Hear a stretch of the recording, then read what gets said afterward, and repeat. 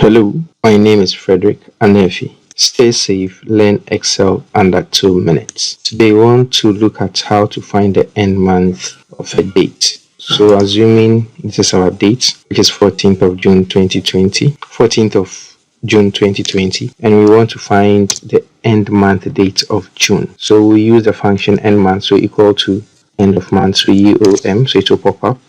End of month, you open our parentheses, we select the date, comma, that's the start date, which month we are interested in, the month in which we are, that's the current month, so we select 0, then we close our parentheses, then we enter.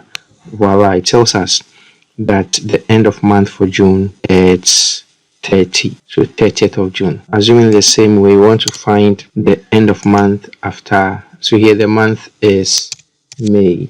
So we want to find the end of month, let's say 3 months after May, what will be the end of month? So we'll use the end of month function.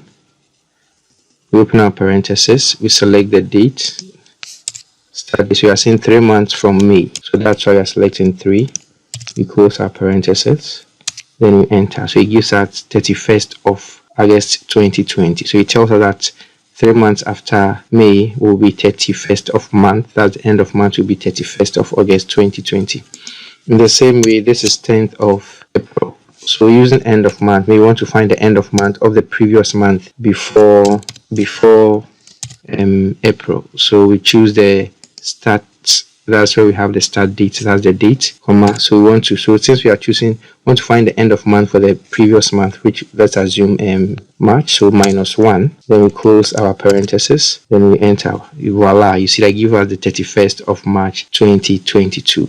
This is how smart you can really use Excel to really find the end of month date. Thank you very much, and continue to follow us on this channel at Excel. Have a wonderful day. Bye bye.